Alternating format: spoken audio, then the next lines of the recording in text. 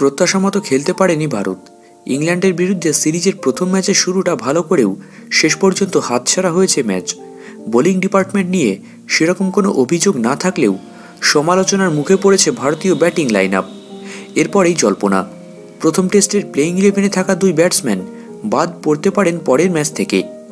Match হারের কারণ হিসেবে টিম ইন্ডিয়ার হেড কোচ রাহুল দ্রাবিড় বলেছেন, আমি মনে করি আমরা প্রথম ইনিংসে বোর্ডে 70 রান কম করে রেখেছিলাম। দ্বিতীয় দিনে যখন ব্যাট করার মতো ভালো কন্ডিশন ছিল, আমরা শুরুটা ভালো করলেও পরে আর সুবিধা করতে পারিনি। আমাদের হয়ে বড় সেঞ্চুরি করার মতো কেউ ছিল না। দ্বিতীয় ইনিংস সবসময় চ্যালেঞ্জিং। রান তাড়া করতে নেমে আমরা কাছাকাছি পৌঁছেও গিয়েছিলাম, কিন্তু জয়ের লাইন অতিক্রম করতে পারিনি। আমাদের আরও ভালো করতে হবে। স্কোর কার্ড দেখেই বোঝা যাবে ভারতের হয়ে দুই ইনিংসে কে কেমন খেলেছেন।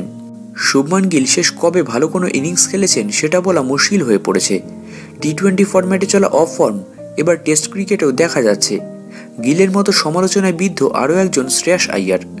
তিনি কখন ভালো খেলবেন আর কখন ভালো খেলবেন না সেটা বলা মুশকিল। প্রথম ইনিংসে করেছিলেন 35 রান, দ্বিতীয় ইনিংসে তার ব্যাট থেকে পাওয়া গিয়েছে মাত্র 13 রান। অন্যদিকে শ্রেয়াস আইয়ার এবং শুভমান গিল যদি বাদ যান, তাহলে এদের দুজনের জায়গায় কারা সুযোগ পাবেন?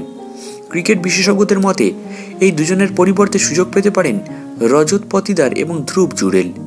বলে দিই, দুজনাই এখন দুরন্ত ফর্মে রয়েছেন, তাই তাদের জায়গা পাকা বলেই মনে করা হচ্ছে।